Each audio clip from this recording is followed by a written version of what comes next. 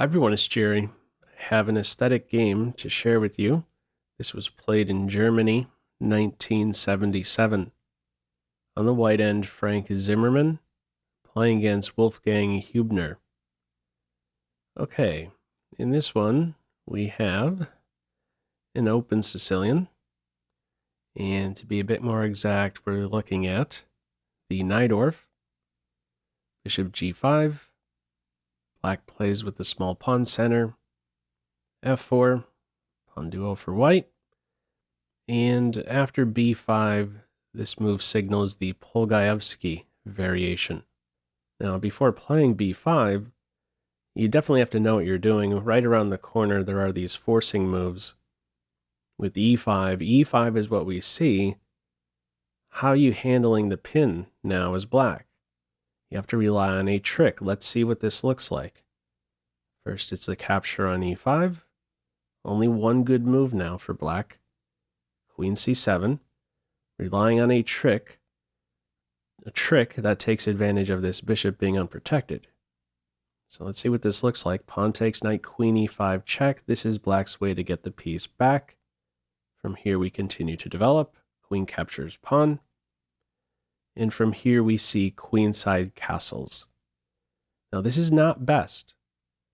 Best is rook f1.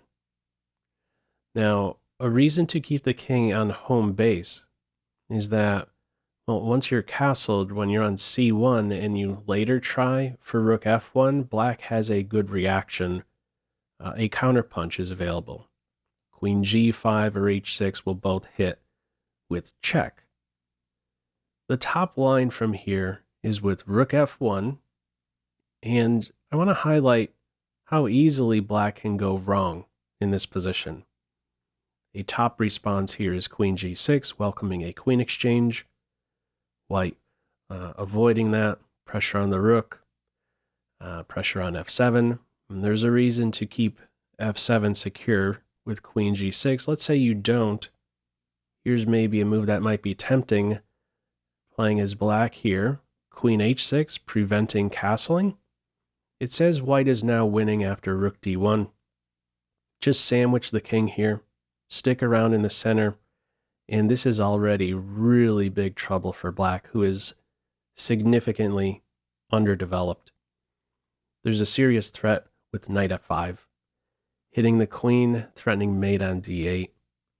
So if black, for instance, tries this quick maneuver, it's too slow.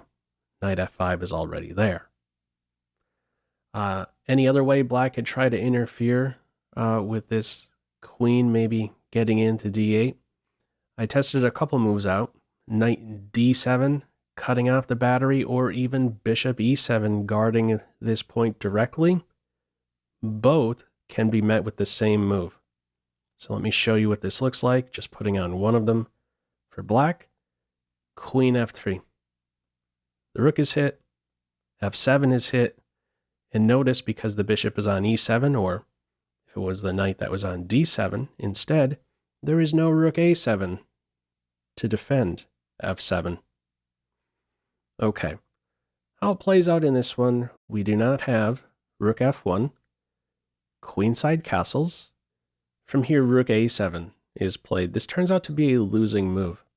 Now, I know it looks awkward, not developing any of your minor pieces. What's going on with rook a7? Black's looking forward to rook d7 and to quickly work on a pin on the d file.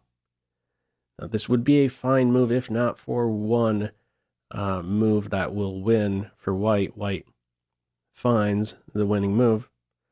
Before we get there, let me point out what would be a better option for black. Computer's eyeing bishop e7 or c5, bringing it to a point where black is just one move away from castles. In these open, half-open positions, the difference between 1 and 2 tempi is significant when it comes to getting your king away to safety. Sometimes you don't even have a single move to help out your king. So really, placing a premium in this position, there should really be a premium placed on this dark square bishop being developed. In the case of bishop e7 in this position, if rook f1, this is where we can see the queen move show up.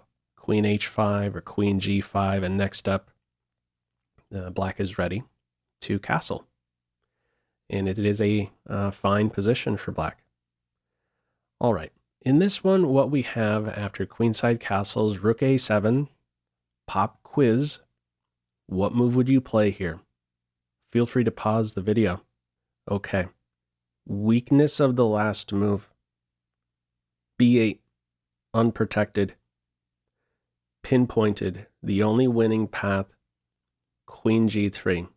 This gives direction to black. What are you going to do with the knight? All right, the knight moves. A new weakness is present. The knight no longer controls c6. The knight can occupy that square. These last two moves took advantage of weaknesses with black's play. Pinpointing b8, which was unprotected, and this last one simply occupying c6, which is now unprotected. So those are the two things you could do a quick scan for in your own internal dialogue.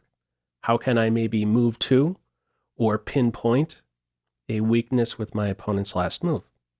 The rook is now under fire. Rook b7, knight improvement with tempo, queen h6 check, king b1. Regardless of how black plays it from here, it is lost. Black's try at this stage is with e5. Another pop quiz. How would you continue here?